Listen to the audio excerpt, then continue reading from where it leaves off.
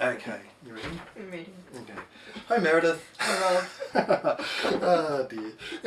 Hi everyone, we're here to talk about the third assignment in written communication, and this is the essay portfolio. So this is due in week 8. It's worth 30% of your mark. It's 1,000 words long.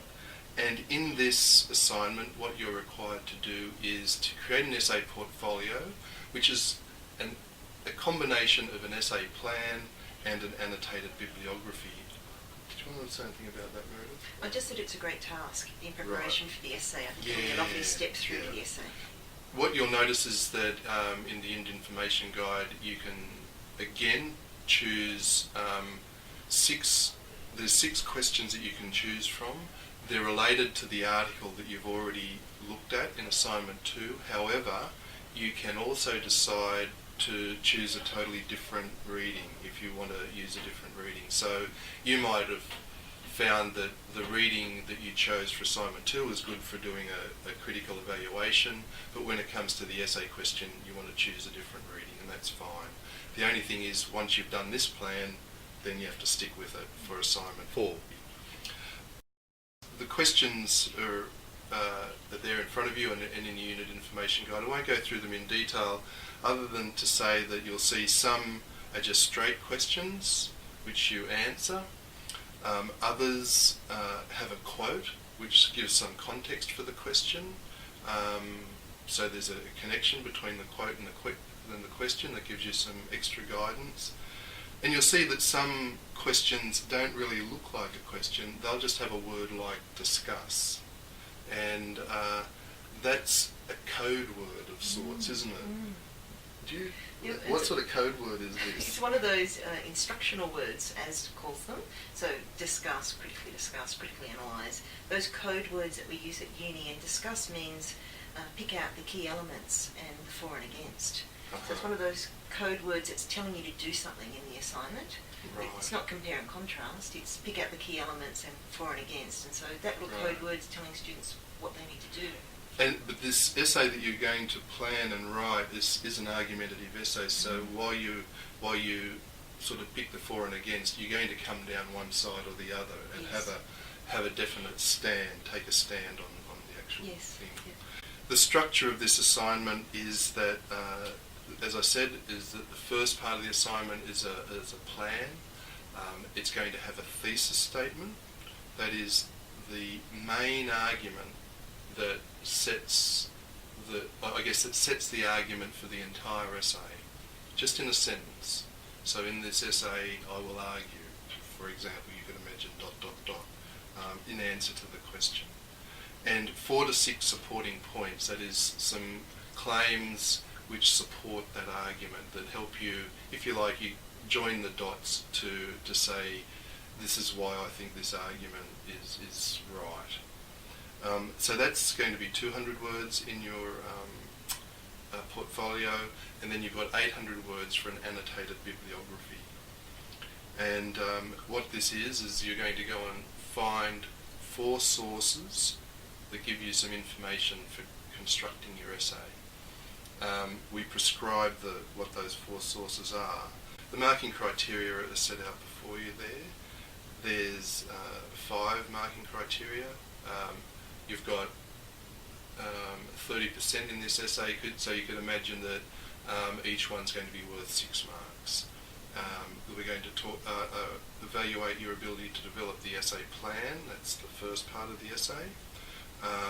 Your ability to search and retrieve sources, how well you can evaluate those sources as evidence in your plan and as evidence for your essay, the quality of your engagement in creating this portfolio. And so that's the degree to which you've been able to integrate both the plan and the sources that you've found, and really connect those two to show that you've worked through a number of cycles of constructing your essay and seeing how well those sources fit with your essay plan. And finally, some standard things on presentation of the assignment, which you'll be pretty familiar with by now. So, onto the annotated bibliography. We specify what you need to find for this annotated bibliography. you need to find a book or an e-book, and that can include a chapter from a book. It doesn't have to be the whole book. You need to find one article from a peer-reviewed or scholarly journal. This is a particular type of journal that academics write for. It is a journal, in effect, where an academic or a scholar has written an article and it's been marked by peers and said, yep, this is okay or not, or this needs some correction, and so it's gone through a process of peer review. So you need to find an article from a journal like that, and if you go to the Writing LibGuide, and on the Journals tab there's some instructions for how to find peer-reviewed journal articles, as well as a short video on how to decide whether something's peer-reviewed or not. And then a web-based source, which is very open. That can be anything that you can find on the internet, so it's pretty broad. And then you need to find one more source, and it can be any of the above types of sources. In helping you through this, as I mentioned, there's a writing subject guide that has a lot of information on finding sources in the library, books and journal articles and web-based sources. We've got an Ask a Librarian forum on MySCU for you. And so you'll have 4 sources for this particular assignment. Of course, when it comes to your essay, you'll have more than 4. The annotated bibliography, what this is there's basically, and also online we've got an example of a complete portfolio that you can use as well. So you can get a sense of what an annotated bibliography looks like, but basically it's got a reference as if it was in a list of references at the end of an essay, and then underneath it there's a paragraph that summarises the article. And what we've asked for is for you to summarise it in a specific way, that is to identify the topic or the subject of the source, so you could think back to assignment 2. What is the issue or question that's being answered here? An assessment of its credibility. That is, is this a good source, not such a good source? If it's not a good source, then I might think, well, why are you including it in this assignment? That could get back to that marking criterion on quality of engagement.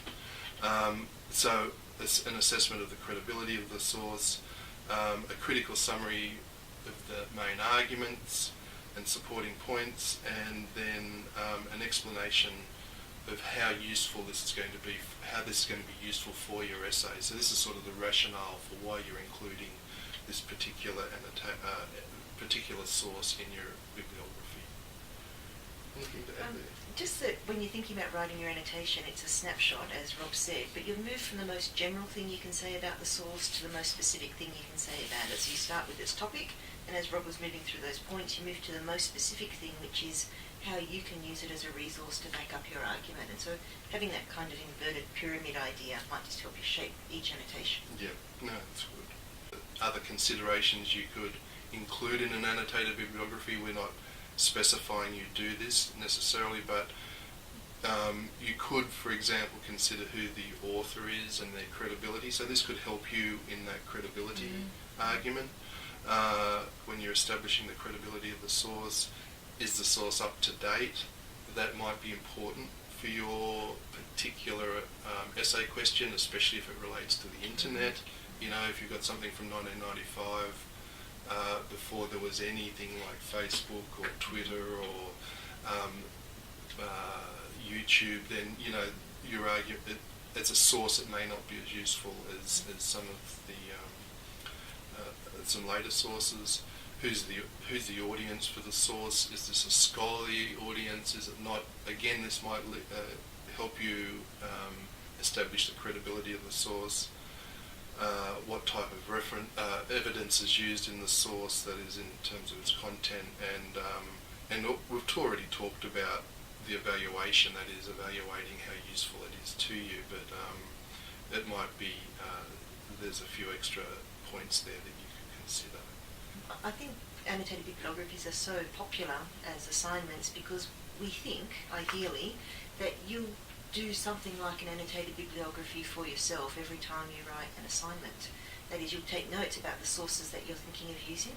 You'll think about how those sources can help you write a report or write an essay, but you'll embrace this practice in some way and make it your own. So you generate a rough annotated bibliography as part of your assignment process. Yeah, even if it's not a formal annotation, in a way this is the type of information that you would be gathering.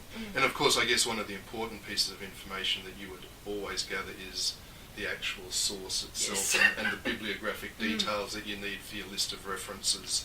And as you take notes, think about page numbers so that when it comes to writing an essay, you've got your page numbers there and don't have to go back to that source later on to find out which page was this on and all that tedious. Just cut through all the stress. Very tedious later on. Meredith, do you have anything you want to add? Just about planning. Okay. Planning the assignments, just the how you're going to go about this. And there's many different ways of going about it. One way of going about it is that you might start off by reflecting upon and reviewing your assignment 2. So you go back to the article that's relevant to the assignment question.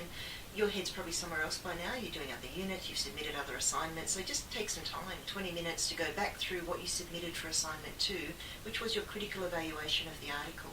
It's probably a good idea then to read through the article, because you might have changed your mind in a second or third reading later on about your answers to those questions now. Often we see articles quite differently 2, 3, 4 weeks later.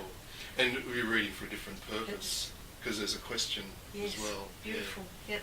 And so that little time of regrouping and getting your head back into the article can be the most useful time leading into this assignment. So you're not just relying on memory, you've gone back and spent some time with the article and your assignment 2.